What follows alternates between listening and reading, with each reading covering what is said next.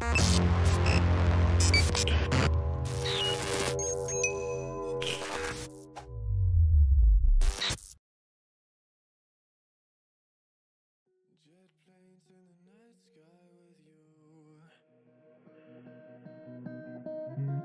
high in the sunrise with you. Getting through all the bad times with you. I wasn't missing a thing, no I do. And I wish that I could build a time machine. 'Cause time moves on, and now you're gone. Oh, if only I could build a time machine, I'd come and get you. I can't forget you. I miss you, I miss you, I miss you all the time. I wish that, I wish that, I wish that you were mine. I miss you, I miss you, I miss you all the time. I wish that, I wish that, I wish that you were mine.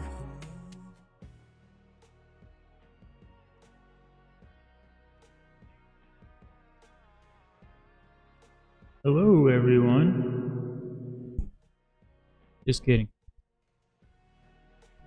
What is up, everybody? It is today, Monday, December the 30th, 2019. My name is Ryan, and this is the Kingsman Report, live podcast, the news everyone ignores. So first, I want to start off tonight and shout out some people that followed on Periscope and DLive. The people that subbed on YouTube, if you have your subs hidden, I can't see if you subbed or not. It just, the numbers went up. So thanks to the people that subbed to the channel there. On Periscope, Jesse James Wilson, Sylvia and Gloria Kelly, and Periscope World Traveler. So thank you all for following me, and thanks for the ones that sub to the channel.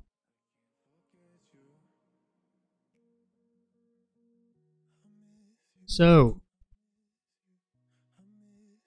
as always, this is a live call-in, and the number is scrolling across the bottom of the screen. If you want to call in, that number is 1-408-638-0968, and then you'll have to enter the meeting ID 534-233-4758, and you can always send articles to the email that's scrolling across the bottom of the screen as well.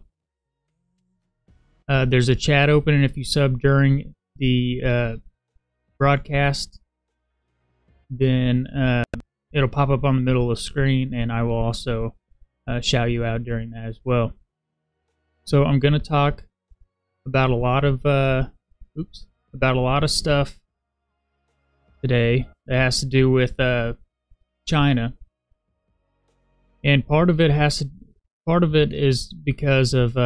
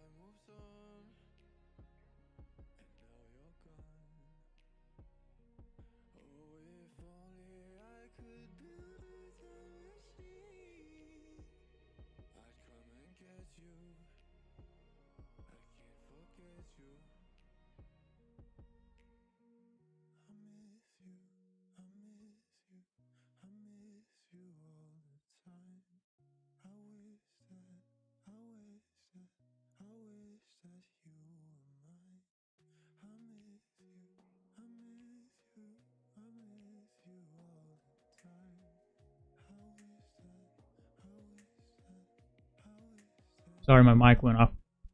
This is something else I'm going to just kind of, brush over. This article says the UN is recruiting firearm disarmament personnel on American soil. Other people are covering this. I'm going to just kind of graze over. It's important because of what's going on in Virginia and the whole gun confiscation thing there.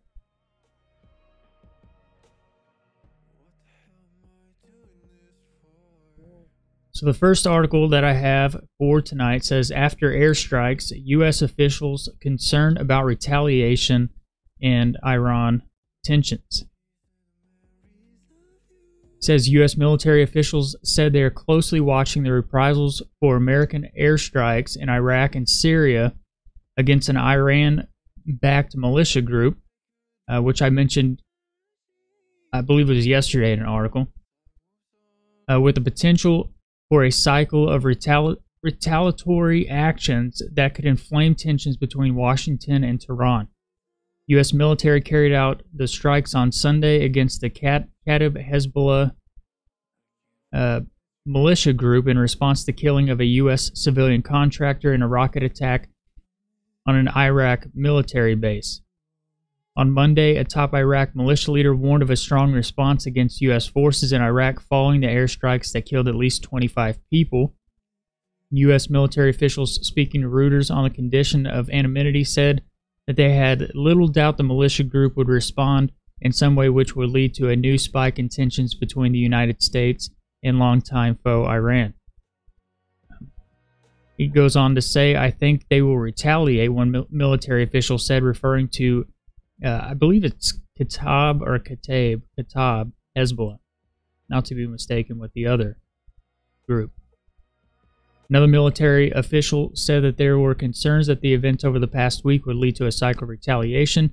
And Iraqi security forces said that U.S. forces in Iraq's northern Neve province were ramping up security overnight with U.S.-led coalition jets circling the perimeter of its military bases in Mosul and Cairo. In a briefing with reporters on Monday, U.S. officials said Washington had exhibited restraint and patience in the face of escalating provocations from Iran and Iranian-backed groups amid tightening sanctions on Tehran, but that it was time to reestablish deterrence against Iranian aggression. The United States and Iran went to the brink of direct conflict after the attacks on oil tankers this summer and the shooting down of a U.S. unmanned drone. Washington has blamed Iran, which denied being behind the attacks on the tankers. The past few days have provided a case study of how a cycle of escalation could start, Thomas Warwick, a senior fellow with the Atlantic Council, said. The Pentagon on Sunday warned that Iran and Kataib Hezbollah must, quote, cease their attacks on U.S. and coalition forces to prevent additional defensive actions by U.S. forces. The officials said that for now U.S. forces were waiting to see what exactly the militia group and Iran would do. The reason the Pentagon should be concerned is because cross-domain escalation is the name of the game with Iran. Benim bin Tablu, a fellow at the Foundation for Defense and Democracies think tank, said. Never mentioned this in an article before, but Mad Dog Mattis said that it should have been an act of war whenever they shot down the unmanned drone. But and obviously what happened to the oil fields over there.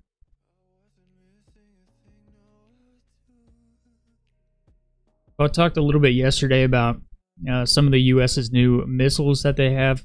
They're basically EMPs in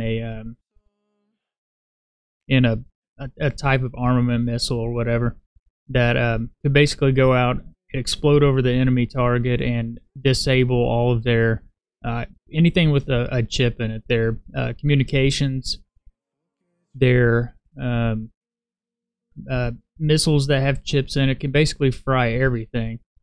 This has come out, and I'm not surprised about this because there has been things that surround Russia as far as whenever they go certain places, it throws GPS off. And now this article has come out. It says, surprise, when U.S. fighters approach Iran, Russia jams their signal. So Russia forces have been jamming GPS systems in the Middle East. The electronic warfare campaign could affect U.S. forces gathering in the region in advance of potential strikes on Iran. Since last spring, pilots flying through the Middle East, specifically around Syria, have noted that their GPS systems have displayed the wrong location or stopped working entirely, the Times of Israel reported. The signal that has been disrupting satellite navigation for planes flying through Israel's airspace in recent weeks originates inside a Russian air base inside Syria, according to data collected by a U.S.-based researcher. This interference to the global positioning system reception does not appear to be specifically directed at Israel, but rather the Jewish state is likely collateral damage in an effort by Moscow both to protect its troops from drone attacks and to assert its dominance in the field of electronic warfare. Todd Humphreys, a professor at the University of Texas, told the Times of Israel.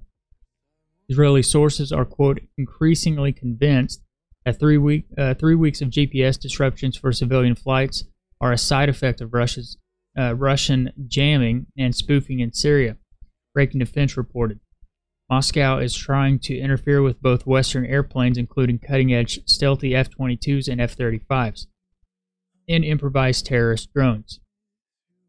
The U.S. Air Force, starting in April 2019, has deployed F-22 and F-35 stealth fighters to Qatar and the United Arab Emirates, respectively, as part of the wider buildup of forces as Washington clashes with Tehran following U.S. President Donald Trump's decision to unilaterally to withdraw the United States from the agreement limiting Iran's nuclear program. Now the situation is rife with rumor, with the Israeli government avoiding any official statement and still investigating other sources. But if Russia is indeed disrupting a friendly nation's GPS by accident, why haven't they stopped? The answer may lie in the limits of Russia's electronic warfare, which, while for the more potent than U.S. military electronic warfare, still relies on raw power more than precise targeting. The International Federation of Airline Pilots Associations and Israel Airports Authority in late June 2019 announced that many flights lost the GPS satellite signal while flying into or out of Ben Gurion International in Israel, Breaking Defense reported. There has been no risk to passengers, according to the IAA, and the affected aircraft simply switched to backup systems. Intriguingly, ground-based GPS systems were unaffected. Goes on to say this makes the jamming of aviation GPS suspiciously specific, and another sign that it is not a simple glitch, but some kind of electronic weapon. And the Russians have invested heavily into high-powered spoofing systems that send out false GPS signals up to 500 times stronger than the real ones, leading civilian navigators miles astray. Goes on to say that Russia also has disrupted GPS in Europe, and scrambled GPS signals were first detected during NATO's large-scale Trident juncture exercises in Norway at the end of October 2018. Norway's Defense Intelligence Agency said it tracked the source of the signal jamming to a Russian military base on the nearby heavily fortified Kola Peninsula. Finland's military intelligence said Norway's analysis mirrors its own investigations and evaluations. In late 2018, Finland and Norway both lodged complaints with Russia over the disruptions. Defense and civil aviation chiefs in Finland and Norway warned that GPS jamming posed a serious risk to both military and commercial aircraft using the affected airspace in the high north. Russia asked us to give proof. We gave them proof. Norwegian Defense Minister Frank Bakke-Jensen told Arctic Today. The proof consisted of measurements showing signals had been jammed. Russia said, "Thank you. We will come back when our experts review that," Bakke-Jensen said. To have such an answer from Russia is a positive thing. Bakke-Jensen implied the jamming was intentional and they were exercising very close to the border, and they knew this will affect areas on the border side. The U.S. Army is planning to test jam-resistant GPS systems in Europe as a potential step towards countering Russia's electronic warfare. Army 2nd Cavalry Regiment in Germany should get the new jamming-resistant GPS by the end of 2019.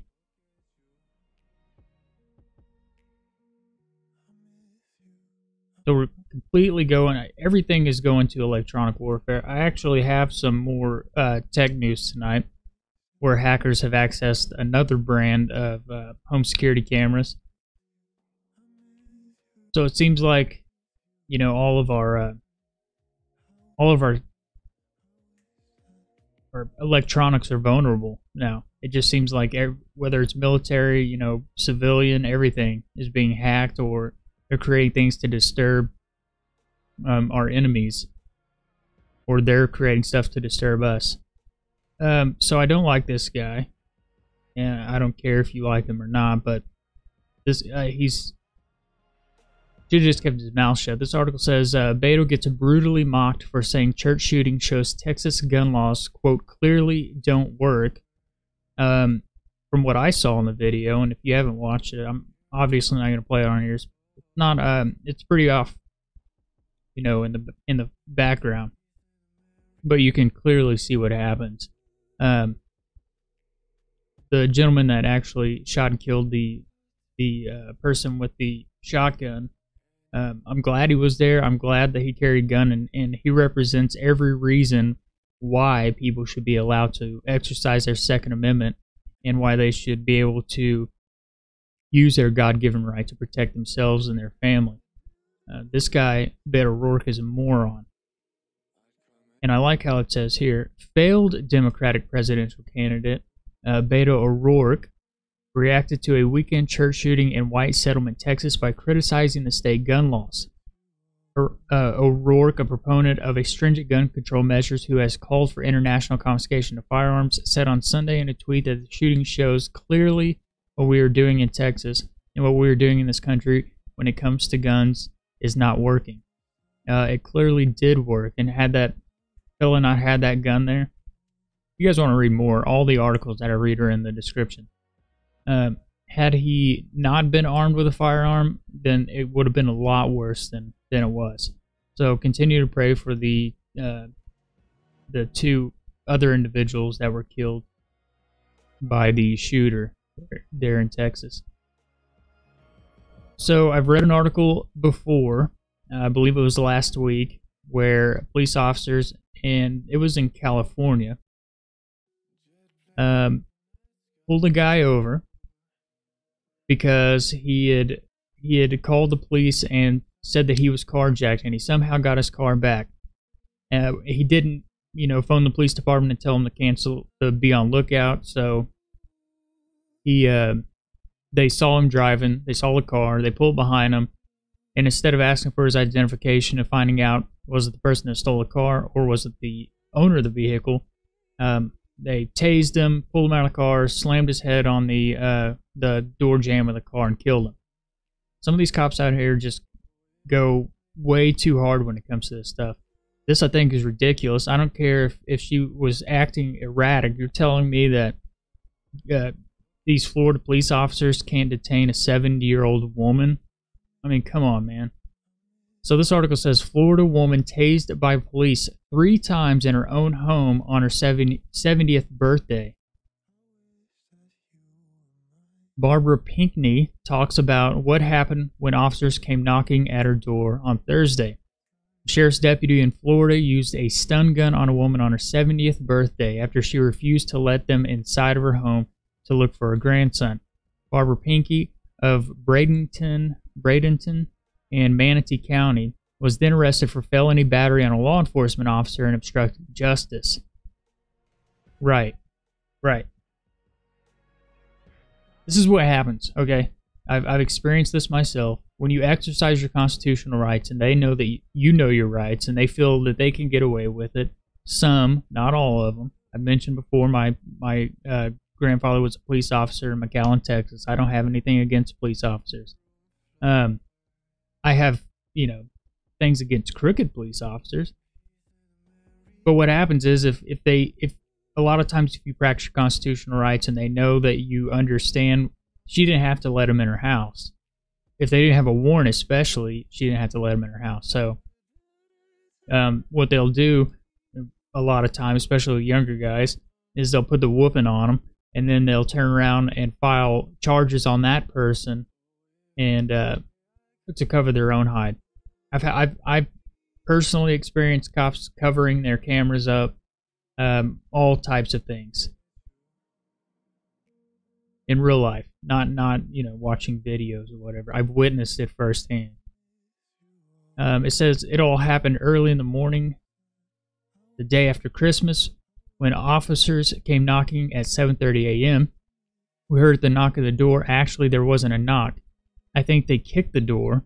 Bam, bam at the door, Pinky told local ABC affiliate WPLA. Officers from the Manatee County Sheriff's Office said they were there to serve an arrest warrant to Tevin Turner. Pinckney's grandson was wanted for carrying a concealed firearm. Pinckney and her grandson didn't live there. She said her grandson didn't live there and refused to let the officers inside without a search warrant. But the officers explained they didn't need one because they had an arrest warrant. When he was on probation, he gave this as his address, but he wasn't living here, she said. When Pinckney continued to refuse to let the officers inside, they warned she would be arrested, but she began to resist. An officer tased the woman 3 times, including twice using the stun gun directly against her body rather than firing the probes. One officer then used his knee to hold the 7-year-old grandmother to the ground. The confrontation was filmed by Pinckney's granddaughter-in-law, Elizabeth Francisco. Pinckney, who still has visible bruises on her body, was then arrested. The officers proceeded to search the home and did not find her grandson. The sheriff's office wrote in an affidavit that Turner may have been inside the house but escaped amid the chaos. So we have a correction there. It says this post originally misstated who filmed the video. But 70-year-old woman, man. Somebody did that to my 67-year-old mother, I'd be pretty upset myself.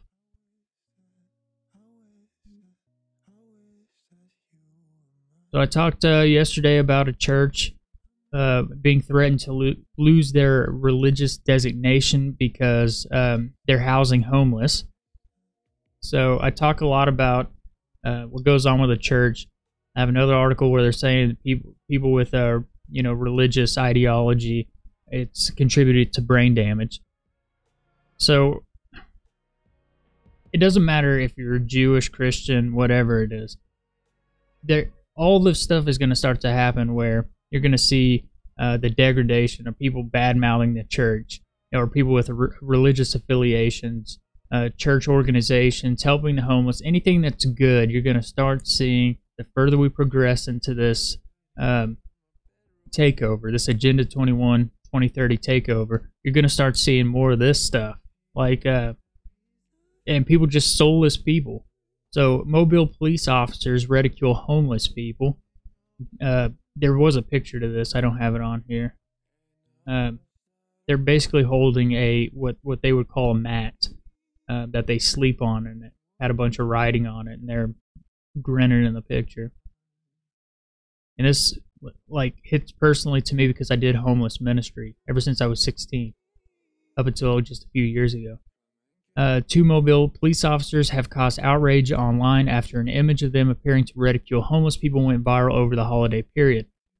The post shows the 2 officers holding up it's called a quilt, of a cardboard signs apparently confiscated from homeless people in the city. The accompanying text said, "Want to wish everybody in the 4th precinct a Merry Christmas, especially our captain. Hope you enjoy our homeless quilt. Sincerely, Panhandler Patrol." The 2 officers, Preston McGraw and Alexandre Oliver, are recent graduates from the Mobile Police Academy. McGraw graduated in February 2018 and Oliver in January 2019. 2 other officers are also tagged in the image, but it's not clear who they are. And the photo appears to have been taken inside the Mobile Police Department office.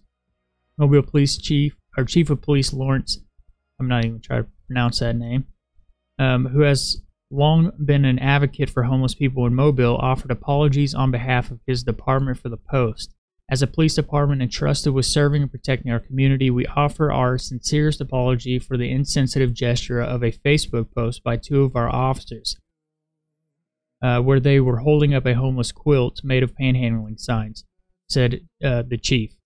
Although we do not condone panhandling and must enforce the city ordinances that limit panhandling, it is never our intent or our desire as a police department to make light of those who find themselves in a homeless state. Rather, our position has always been to partner with community service providers to help us help those faced with homelessness with hope to improve their quality of life. Since it's being posted online, the image has been shared more than 10,000 times and has over 3,000 comments. And people say it's in poor taste, especially during the holiday season. Cops like you, and the last cops, and then the cops that slammed the other guy's head in the side of the car and killed him, are what give good police officers bad names.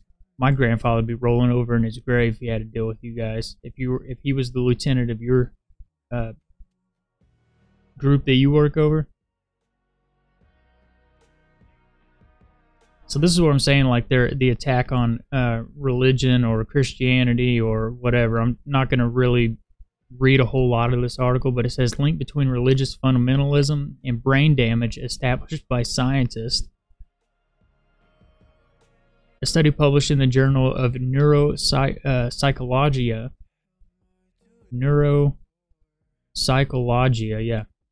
has shown that religious fundamentalism is in part the result of functional impairment in a brain region known as the prefrontal cortex. The findings suggest that damage to a particular area of the prefrontal cortex indirectly promotes religious fundamentalism by diminishing cognitive flexibility and openness, a psychology term that describes a personality trait which involves dimensions like curiosity, creativity, and open-mindedness.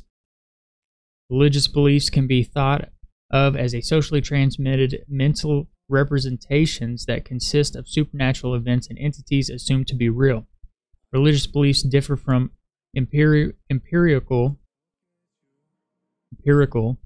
beliefs, which are based on how the world appears to be and are updated as new evidence accumulates or when new theories with better predictive power emerge. On the other hand, religious beliefs are not usually updated in response to new evidence or scientific explanations and are therefore strongly associated with conservatism.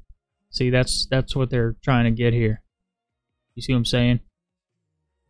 So they're trying to relate crazies with being a conservative or conservatism, and just dogging on any type of religion. If you have relation to any of them, they're going after everything. If you want to read more of that, the link's in the description below. The article says legal marijuana sales may spark Midwest interstate tension. Retailers legally selling marijuana for the past month in Michigan say they have drawn customers from surrounding Midwestern states where the drug remains illegal.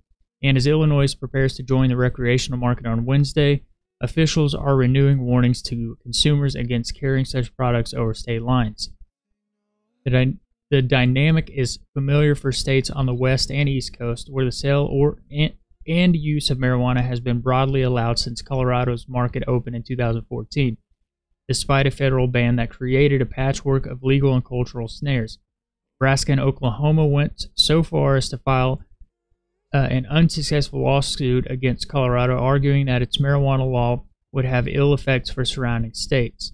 And then we have medical marijuana here now in Oklahoma, where I'm at. In the years since, the industry has wrestled with questions over companies' obligation to pay federal income taxes or follow laws on employee safety. Other thorny issues confronted state regulators who were forced to determine suitable pesticides for growing cannabis plants, in which ingredients were safe to include in the products meant to be eaten or burned. The terrain is usually reserved for federal agencies. The tensest point, though, remains in the illegal market that has survived in states with legal cannabis markets. Some of that product comes from outside the legal system, tracked closely by state regulators, while other states have struggled to keep, quote, diverted legal marijuana from bleeding into the illegal market at home or in far-flung states. It'll get to the point they're going to legalize it nationwide. I think you're going to run into too many problems with this.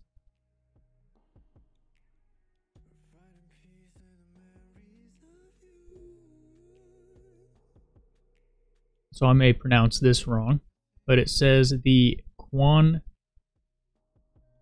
Quadrantid meteor shower is coming in 2020, and here's how to see it. Your New Year's resolution is to spend more time appreciating the wonders of space. You won't have to wait very long to put your plans into action. 2020's first meteor shower is coming between January 3rd and January 4th. According to Inverse, meteor shower consists of fireball meteors which shine brighter and bolder than other meteors because they're made of larger particles of matter. And since the moon won't be visible during its peak, they already bright meteors won't have to compete with moonlight. They will, however, have to compete with our habit of being soundly asleep in the middle of night. The International Meteor Organization predicts that the shower will peak will occur around 3 a.m. Eastern Time on January 4th and only last for about 4 hours. It will take place in the northern part of the sky, so your chances of seeing the shower are better if you live in the northern hemisphere. The meteor shower was named the Quadrantid because of its radiant point, or the location in the sky from which the meteors seem to originate. Was in now obsolete constellation called the Quadrant, Muralis, identified in 1795 by French astronomer Jerome Lalande, then omitted from the International Astronomical Union's list of constellations in 1922. Luckily, there are a couple other recognizable landmarks, so to speak, to help you figure out where to direct your gaze come next Friday night. According to EarthSky, the meteor shower's updated radiant point is near the Arcturus, the brightest star in the Bootes constellation, and it's also not far from the Big Dipper.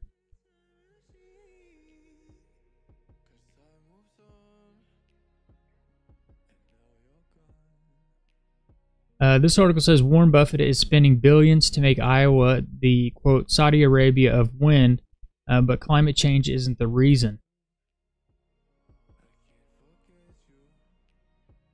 Warren Buffett is spending billions of dollars to turn Iowa into the wind capital of the world, the Saudi Arabia of wind, he told Financial Times. Berkshire Hathaway's billionaire boss isn't emulating Greta Thunberg, however. Rather than leading the charge on climate change, hoping to cut carbon emissions at any cost, he told the newspaper he was simply taking advantage of the government's incentives for renewable energy investments, or leading the way right into Agenda 2030. That's part of it. We wouldn't do it without the production tax credit we get, he said. One of Berkshire's businesses, Mid-American Energy, owns and operates more than 2,600 wind turbines in Iowa. Those generate over a half of the electricity the company provides to customers in the state each year. Moreover, it's expanding capacity with a goal of satisfying 100% of Iowa's customers' annual energy needs using renewable sources. Mid-American may be betting big on green energy, but Buffett is wary of companies pursuing social and environmental goals. He told the Financial Times the executives should funnel shareholders' money into peripheral projects, and that it would be was difficult to assess whether businesses are truly doing good. It's very hard to evaluate what we're doing, the so-called Oracle of Omaha told the newspaper. I like to eat candy. Is candy good for me or not? I don't know. Moreover, someone has to shoulder the cost of sweeping changes, and the burden is often shared unevenly, Buffett said. If people want us to junk our coal plants, either our shareholders or the consumer is going to pay for it, he told Financial Times. If consumers pay, those living in coal-reliant regions would foot the bill, while others pay nothing, he added. He argued that public officials should oversee structural changes and mitigate their costs, that the government should, quote, play the part of modifying a market system.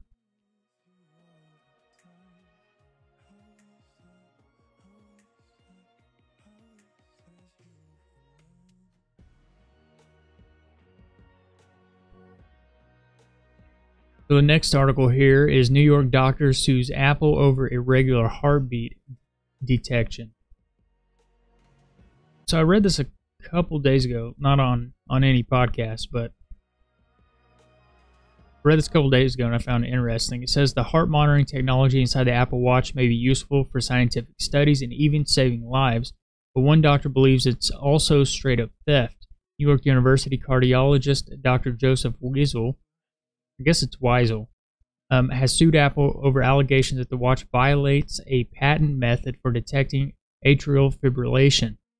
Wiesel claims that he shared details of a patent with Apple in September 2017, but that the company, quote, refused to negotiate in good faith and left him no choice but to file a lawsuit. The doctor hopes to block Apple from using the atrial fibrillation detection method without paying royalties. We've asked Apple for a comment, although it doesn't typically comment on lawsuits. Apple is no stranger to patent lawsuits, although those frequently come from trolls that either didn't develop a given piece of technology or have no intention of putting it into a real product. This is different. Wiesel is clearly the inventor. Still, he may face a challenging court battle. He'll have to show that Apple's techniques is similar or is highly similar and not just vaguely similar looking. The other article I read went into how he created when he created it. It looks pretty much to me, just from reading the other article, that if he gave that information to them and they were able to take it and recreate it or create a version of their own, then they probably did take the guy's patent. But I mean, I'm no lawyer or judge, so see how that goes. So I think this is called WISE.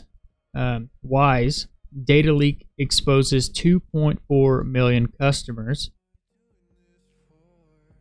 We've already talked about the Ring breach, and now there's a lawsuit towards them, plus other people are filing personal lawsuits. So WISE established itself as an inexpensive brand of home security cameras, but customers should be aware of a major data breach that just took place. User data in WISE's database sat out in the open for more than 3 weeks. In fact, Seattle-based company didn't discover the data breach itself. 12 Security, an independent research firm, identified the security vulnerability and reported on it ahead of WISE confirming what happened. Now, WISE has announced a second database was left unprotected during the same period. More than 2.4 million customers are affected by this data breach. An internal project aimed to enhance measurements of metrics such as device activations and failed connection rations. However, in the midst of copying user data, an employee apparently disregarded existing security protocols. When the user's data transferred from the main production service to a more flexible database, WISE failed to protect personal information. Passwords, government-issued identification, and financial information were not obtained in the databases, but users' data relating to Wi-Fi services, set identifiers, device information, body metrics, and Alexa-integrated tokens could be at risk. Additionally, the database stored email addresses. The data breach started on December 4th, continued through December 26th. However, WISE learned of a second database security vulnerability on December 27th, and both security vulnerabilities have since been addressed. Again, we are deeply sorry for the situation and thank you for your patience as we work through this process, co-founder Dongxing Song said in a forum post. Quote, we have been reading through everyone's comments and are continuing to work together on methods to improve our security and ensure that similar occurrences never happen again. Further, WISE denies accusations that user data has been sent to Alibaba Cloud, which I've told you about that group before. This group here, they're notorious for hacking. I don't think they got any of that information, but they're usually affiliated with all the recalls on the apps. A lot of them that were taken out of the Google Play Store and the Apple App Store. So it goes on to say it also denies analyzing daily protein intake and bone density even for products in beta testing. WISE disputes the claim that it experienced a similar breach 6 months ago, and the company now appears completely focused on investigating the most recent data breach before another occurs. The amount of leaked user data might change. WISE investigation has not concluded, and it'll share updates on its community forum. It goes on to say customers affected by this data breach are still left in the dark, but WISE plans on rolling out an email notification advising them on the next steps and their personal information fell into the wrong hands. Well, I'm sure we'll find out if it's fallen into the wrong hands whenever they start hacking people that own that particular cameras and, holding people for ransom, talking to people's kids in their playroom.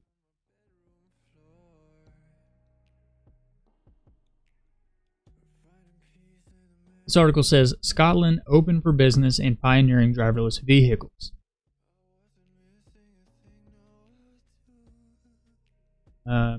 Minister wants the country to spearhead the testing and development of self-driving technology.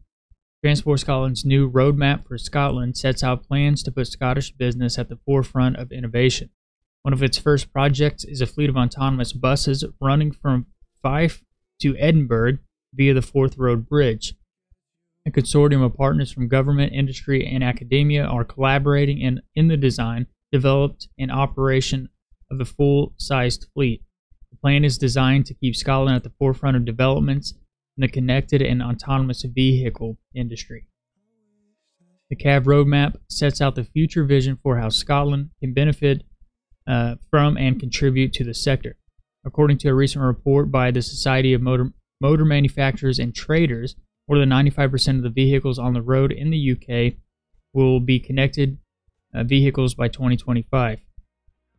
2020 will bring major milestone when Project CAV Forth will trial the first autonomous full-size bus fleet in passenger services after receiving £4.35 million part funding from the UK government. CAV Scotland, a Transport Scotland conference and event, will bring together global experts to assess latest developments and discuss future trials and research. Transport Scotland will also work closely with the Department of Transport, other road authorities, and European counterparts to determine regulations for adaptation or adoption of CAV technologies on the Scottish road network. Transport Scotland has already completed a trial of roadside beacons capable of transmitting messages into an app displayed on a smartphone mounted in the vehicle. The successful trial involves sending directional static journey time information when passing the point on the network where the equipment was installed.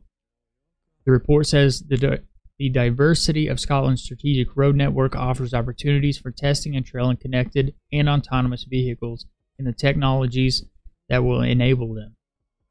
Michael Matheson, Cabinet Secretary for Transport, Infrastructure and Connectivity, said in a quote, "I am delighted to launch the CAV roadmap and deliver one of the key commitments from our program for government. It sets out how Scotland can play a key role in the fast-moving industry, as well as the steps we need to take to unlock these opportunities. I intend Scotland to be at the forefront of these technologies. We are open for business to test, demonstrate, and pilot autonomous vehicle trials. The deployment of connected and automated vehicles has the potential to bring transformative change to people's lives, not just in how we travel, but in how we work, where we live, the environment, and safety." And when they roll out that 5G, the connectivity will get even better. And pretty soon it'll be here. And it'll be the wave of the future. So from flying cars, it's just autonomous cars. Like, getting your pizza delivered by Domino's in an autonomous vehicle. It has an oven in the back, and you punch in a code, and it pushes your pizza out. No more Domino's drivers in California. So I've talked about what's going on in the Mediterranean with Turkey, Libya, Turkey kicking Israeli research vessel out of the Mediterranean that was near Cyprus, and that they're going for this area over in the Mediterranean for offshore drilling, minerals, resources, and a bunch of other crap, which will inevitably probably lead to war over the area. This article says Exxon acquires over 1.7 million exploration acreage offshore Egypt. So operations at the $1.2 million North Maracaya offshore block, located about 5 miles offshore Egypt's northern coast, and 543,000 acres in the northeast El Amira offshore block, in the Nile Delta are scheduled to begin in 2020. Exxon marked its foray into gas exploration in Egypt by winning awards in one of the country's largest ever oil and gas exploration tenders in February. Egypt Petroleum Minister Tariq El Malla had said that the country expects investments of at least $750 million to $800 million in the first stage of exploration in the total of 12 concessions announced in February. Italy's Eni's discovery of the giant Zohr field in 2015, the largest in the Mediterranean and estimated to hold about 30 trillion cubic feet of gas, has raised interest in exploration in Egypt, with the countries reaching maritime demarcation agreements with several countries in the region. There's a whole bunch of pictures here.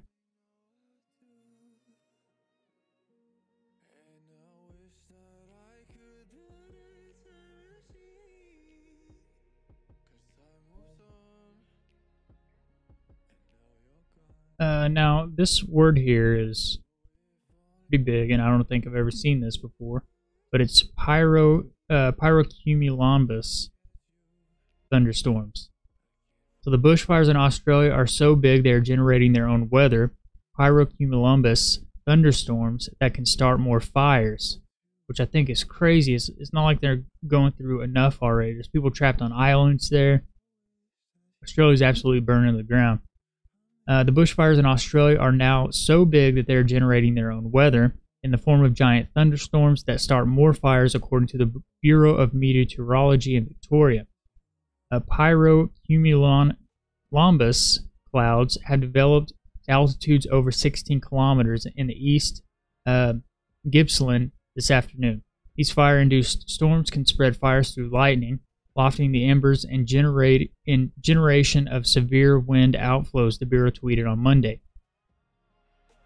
It says intense fires generate smoke, obviously, but their heat can also create localized updraft powerful enough to create its own changes in the atmosphere above. As the heat and smoke rise, the cloud plume can cool off, generating a large, puffy cloud full of potential rain. The plume can also scatter embers and hot ash over a wide area. Eventually, water droplets in the cloud condense, generating a downburst of rain. Maybe, but the, quote, front between the calm air outside the fire zone and the pyrocumulonimbus storm cloud is so sharp that it also generates lightning, and that can start new fires. And a powerful enough pyrocumulonimbus storm can generate a fire tornado, which happened during a Canberra bushfire in 2003. Scientists worry that pyro-CBS are on the rise around the world, driven by warmer temperatures and more intense fires. Yale E360 reported. Their plumes are also so strong that they can even shoot smoke into the stratosphere, 60 to 30 miles above the Earth's surface.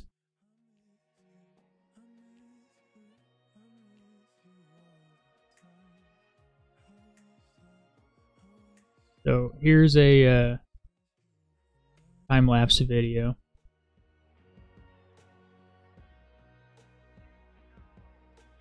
of what's going on there.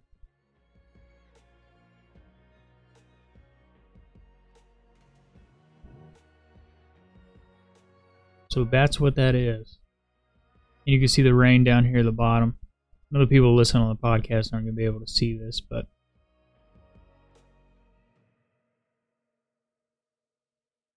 so if they don't have enough things to worry about, that's just another one. This next article says Poland to lead NATO's high readiness task force.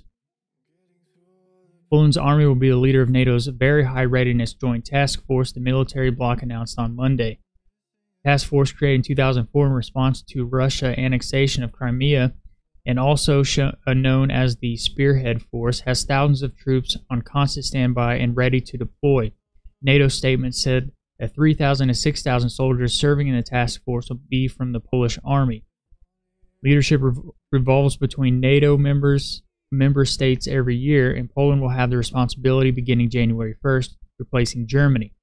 The core of the force centers on Poland's 21st Podhales Rifle Brigade and includes a mechanized or tank division as well as a transport aviation wing, military police, logistics experts, and counter-chemical and biological specialists. Troops from Bulgaria, the Czech Republic, Hungary, Italy, Lithuania, Latvia, Portugal, Romania, Spain, Slovakia, Turkey, and Britain will also serve in the task force. The Very High Readiness Joint Task Force, or our Spearhead Force, is a substantial contribution to our collective defense and a strong display of Poland's capabilities, Naval Secretary Jens Stoltenberg said in a statement. The force is available to move immediately to defend any ally against any threat. At a time of unprecedented security challenges, it's more important than ever. Earlier in December, Turkey said it would not support NATO's defense plans for a Baltic states, including Poland, if NATO allies did not recognize Kurdistan's YPG militia, which Turkey is fighting in Syria, as terrorists. A compromise was reached at NATO summit in London. Turkey will lead the NATO task force in 2021. Look forward to that one. Dogan is he's a wild card in my book. Indonesia introduces first medium-range drone to tackle terrorism and forest fires. There's a picture of a drone there. Don't know if that's theirs.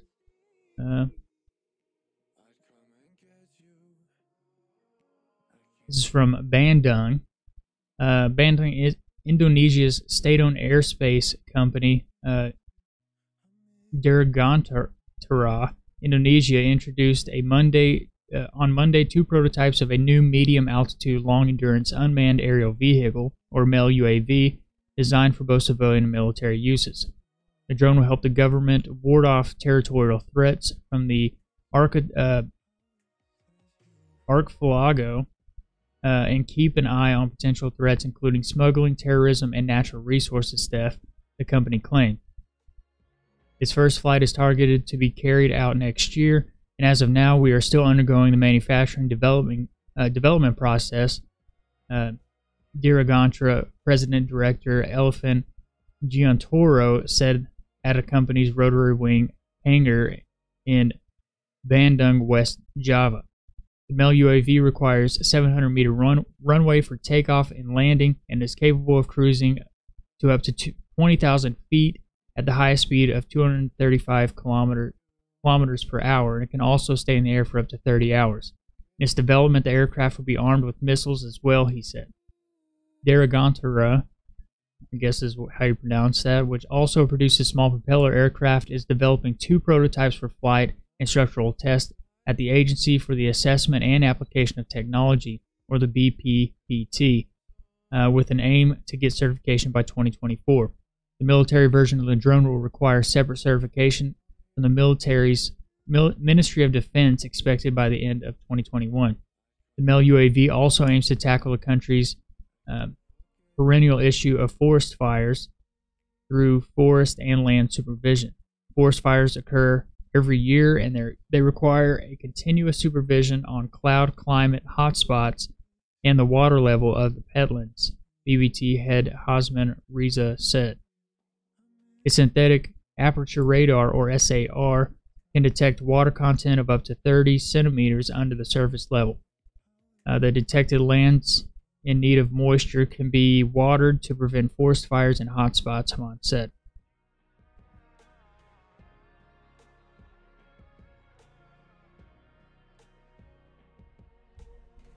So I've in previous podcasts I've covered a little bit about Hong Kong protests. I've covered more about Chile protest.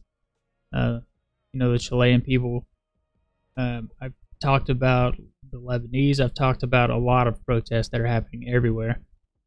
This article says Hong Kong braces for fresh protests during the New Year festivities. Pro-democracy rallies. Says Hong Kong will end 2019 with multiple protests planned for New Year's Eve and New Year's Day, aimed at disrupting festivities in shopping and Asian financial hub, which has seen a rise of clashes between police and protesters since Christmas. Events dubbed, quote, Suck the Eve and Shop With You are set New Year's Eve on Tuesday in areas including the party's district of Long Kwa Bong, the picturesque Victoria Harbor, and popular shopping malls, according to notices on social media. A pro-democracy march on January 1st has been given police permission and will start from a large park in bustling Causeway Bay and end up in the central business district. The organizers, Civil Human Rights Front, were behind the peaceful million-plus marches in June and held a mass protest earlier in December, which they said about 800,000 people attended. On New Year's Day, we need to show our solidarity to resist the government. We hope Hong Kong people will come onto the streets for Hong Kong's future, said Jimmy Sham, a leader of the group. Protests began in June in response to a now-withdrawn bill that would have allowed extraditions to mainland China, where courts are controlled by the Communist Party, and have evolved into a broader pro-democracy movement. Police said they would deploy crowd control patrols on Tuesday and urged marchers on Wednesday to remain peaceful. In a Facebook post, Police Commissioner Chris Tang thanked his frontline officers for guarding Hong Kong's, quote, safety and stability, and issued warnings to protesters, quote, if you use violence, you will not get public support. We, police, will do all we can to arrest you. So it's not done in Hong Kong. Hopefully it doesn't get out of hand like it did. So in prior podcasts, I read about this guy here who did the gene-edited babies. And looks here in this article, it says China jails gene-edited baby scientist for 3 years. It says a scientist in China who said he had created the world's first gene-edited babies has been jailed for 3 years. Hai Jiankui was convicted of violating a government ban by carrying out his own experiments on human embryos to try to give them protection against HIV. He was globally condemned when he announced his experiments and the birth of twin babies last November. The Xinhua news agency said a third baby was also born at the same time, which had not previously been confirmed. The local government in Guangdong province said it was keeping the babies under medical observation. As well as a prison sentence, he was fined 3 million won, or $430,000 US, or 328,000 pounds. And the court also handed lower sentences to two men, Zhang Renli and Quan Jinzhu, for conspiring with He to carry out the experiments. A court in Shenzhen said the men had acted, quote, in the pursuit of personal fame and gain, and had, quote, disrupted medical order, Xinhua news agency reported. They've crossed the bottom line of ethics in scientific research and medical ethics, the court added. And then down here you can go into all the stuff that he did here, which was pretty strange. But I mean, they're over there producing, pig monkey chimeras. So, I mean, I guess you just draw the line when it comes to humans. So China's alternative to GPS would be complete by mid-2020.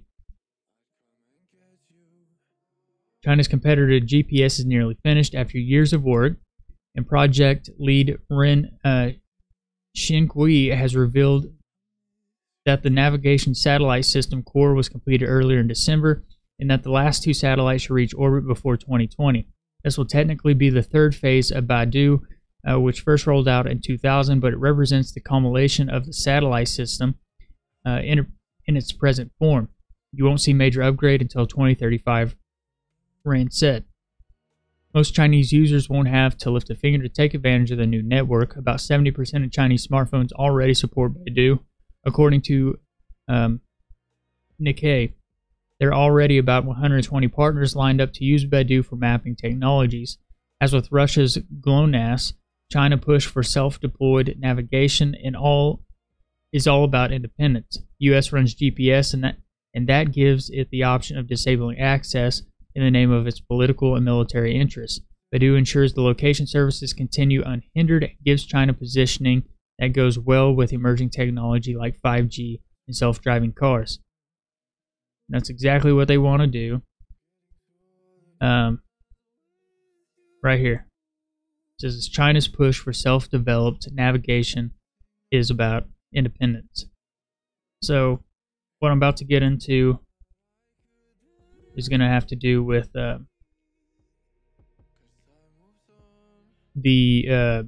this here,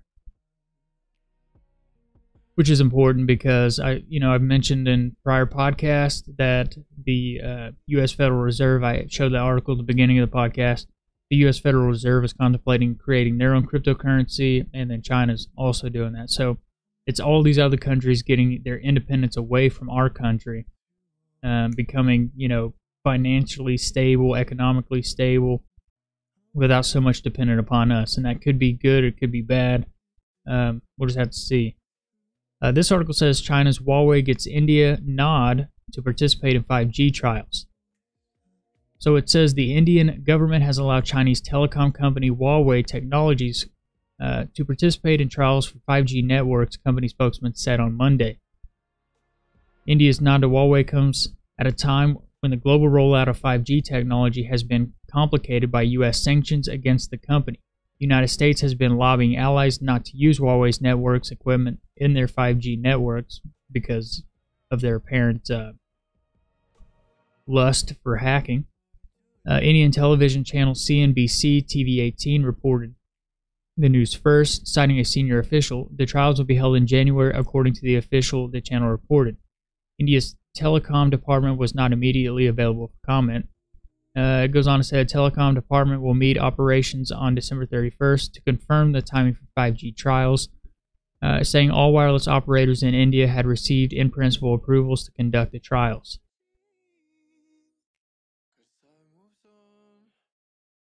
Huawei's hacking systems are making a move across the globe. So this is what the thumbnail's based on here. It says, say goodbye to banking as we know it.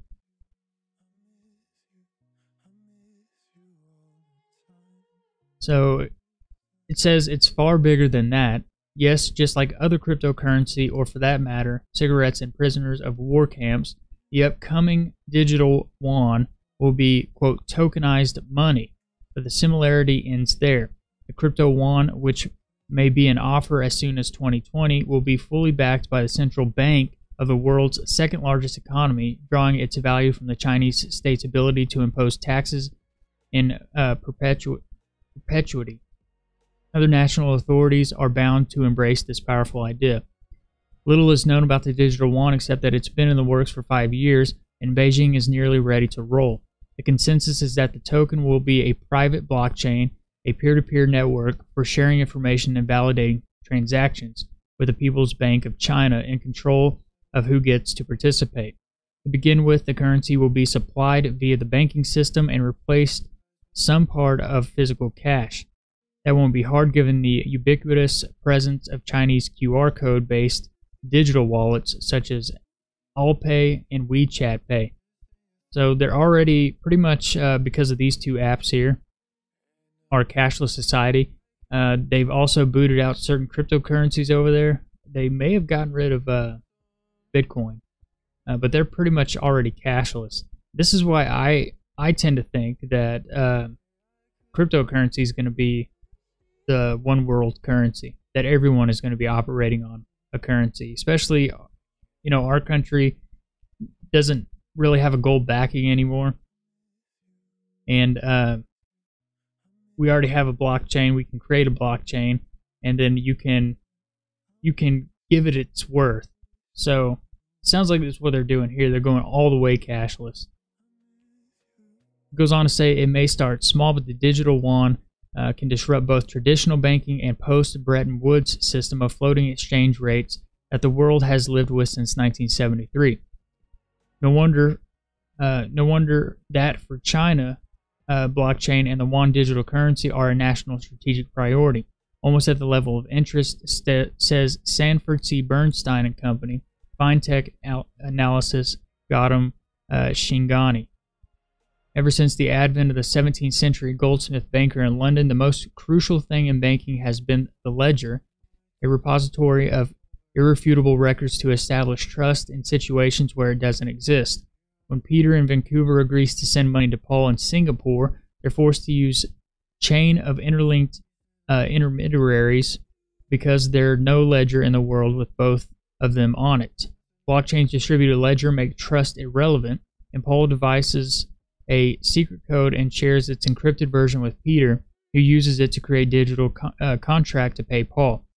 A cumbersome and expensive network of correspondent banks becomes redundant, especially when it comes to $124 trillion businesses move across borders annually. Imagine the productivity boost and picture the threat to lenders. China isn't the only one experimenting. Fast, cheap cross-border payment settlement is the one application of JP Morgan, Chase, and CEO's Quorum, an Ethereum-based platform on which the Monetary Authority of Singapore is running Project Yuban, an exploration into central bank digital money. These are early days, but if blockchain technology shows promise in handling a large number of transactions simultaneously, then digital currencies could become subsidies, not just for physical cash, but also for bank reserves. It goes on to say wholesale or retail, account-based or tokens, bank for international settlements. That's when the game changes. Reserves at the central bank are maintained by deposit-taking lenders. A digital yuan or Singapore dollar or Indian rupee could bypass this system and allow any holder of the currency to have a deposit at the central bank, potentially making the state the monopoly supplier of money to retail customers. As Augustine Carstens, the general manager at the Bank of International Settlement, noted recently, if the central bank becomes everybody's deposit taker, it may find itself becoming everybody's lender too. But why would central banks want to demote their own banking systems? One answer, looking at Europe and Japan, is that negative interest rates are doing that anyway. Lenders are starved of profit because the central banks charges them for keeping money on deposit. They can't as easily pass those negative interest rates to their own depositors. The global economy gets mired in long-term stagnation. Official digital currencies will at least be an effective way of monetary easing without involving banks. The other more concrete reason may be that technological progress is making the status quo untenable. It's no coincidence that China hastened its national cryptocurrency after Facebook Inc. announced the Libra project, which failed miserably, which was touted as an alternative dollar. Perhaps was fanciful, and the Libra has hit a wall of regulatory concerns. But if they're offered like Spotify gift cards at local 7-Eleven, there will be a demand for tokens that are acceptable across borders, stable in value against baskets of national currencies, and can be used in global trade and investing. Someone in Silicon Valley will eventually succeed blowing away the fig leaf of monetary sovereignty in emerging markets in the process. The changes won't end with banking and monetary arrangements. Token transactions will be pseudonymous if the central bank wants to see who's spending where it can. Anonymity disappears when cash does, and while it will make life difficult for money launderers and terrorists, it could also become a tool to punish political activism. Meanwhile, currency, a foreign policy weapon, loses some sting. Pariah states will convey a crypto they can access by circumventing banks that are terrified of flouting Western sanctions. As Harvard University economist Kenneth Ragoff notes, technologically is on the verge of disrupting America's ability to leverage faith in its currency to pursue its broader national interest. The roller coaster decade, not just for banking and money, but also for privacy and politics, may just be the beginning.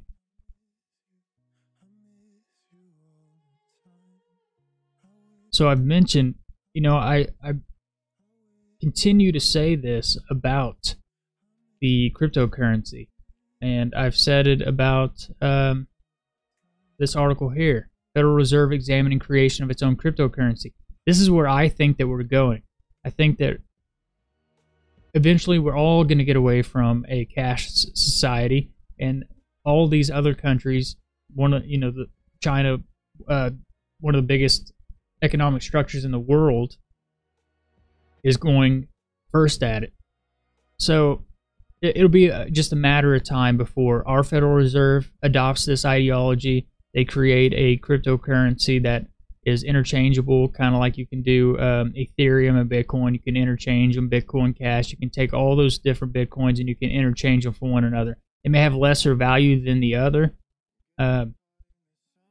which would also it would operate fine, I guess, according to the economy. So if the economy in China is doing good and their digital yuan is higher, and you were to trade a U.S. Form of cryptocurrency for their higher value cryptocurrency, you would get more of a return on it because its value is worth more. So I think, just like there's a battle in cryptocurrency going on right now, there will be a battle in this type of economical cryptocurrency, depending upon whose economies are doing better at the time. So you could see people in our country investing in an outside cryptocurrency because its worth is higher, and then using that to trade on other things. It's a possibility. I don't know how it'll be regulated, but as far as that article said, when it comes to tracking everything, it'll give the government, if they own the blockchain and the hashtag or the hash rates, if they own that, they will know every transaction you make. You won't be able to buy, sell, trade, none of that stuff. Eventually, it'll go into the hand. So, you have the credit cards now with the RFID chips. You have the NFC readers everywhere. You could tap your cell phone. You could tap your card. We're going to get to that point eventually. Everywhere. It will happen in this country. And if, someone is handed the crown as far as who the superpower is going to be in the future, then you can bet your bottom dollar that we're definitely going to get there a lot faster than what we think. So we're just watching this whole development of technology taking over everything. I think money is where it's lacking right now as far as that goes. So one thing, and other people have covered this, but I want to just read this article because this is important, because what's going on in Virginia with, they're building up the militia, they're trying to go for a gun grab there, and now this article says the UN is recruiting firearm disarmament personnel on American soil. Just two days ago, he wrote an article in which politely mocked with irrefutable evidence the massive and potentially deadly presence of UN troops on U.S. soil with hostile intent. In the past week, he wrote articles and produced videos of gun owners seeking drones in northern Colorado. So, 2 weeks ago, says he and others documented the intent of Virginia Governor, the treasonous Ralph Northam, the guy that's pro, we take your babies, and we come for your babies until we can harvest their organs. That guy. And his unmistakable intent to form roadblocks to seize private guns under the threat of violence. We know he also threatened to use the UN troops to fulfill his mandate when he realized that Virginia National Guard would stand down and would not support the unconstitutional action. So,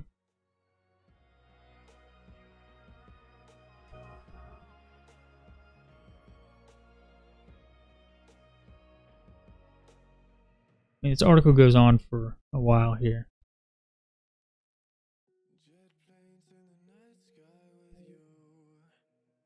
They're doing it, like, here's another one.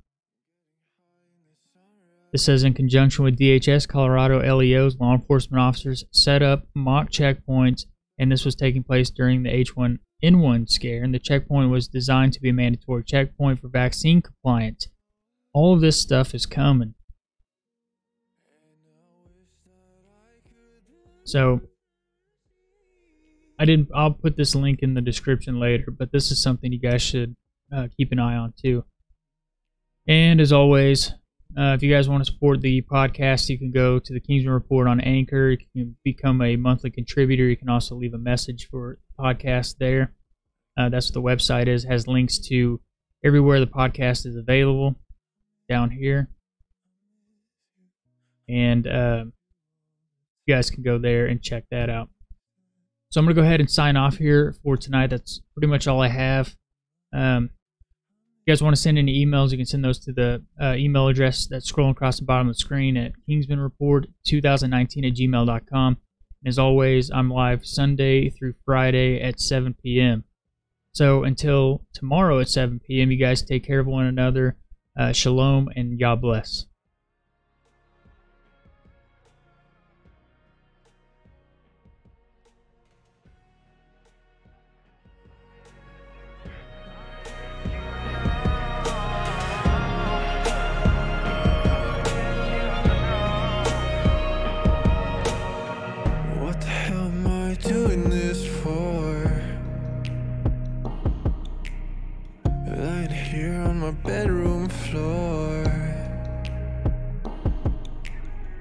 finding peace in the memories of you.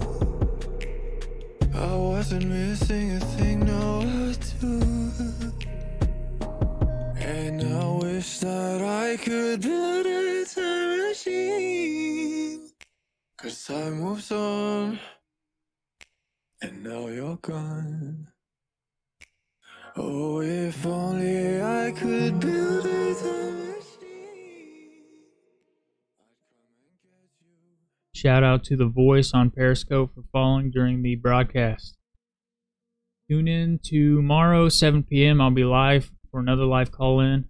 You guys take care. God bless. I wish that you were mine. I miss you, I miss you, I miss you all the time. I wish that you were mine.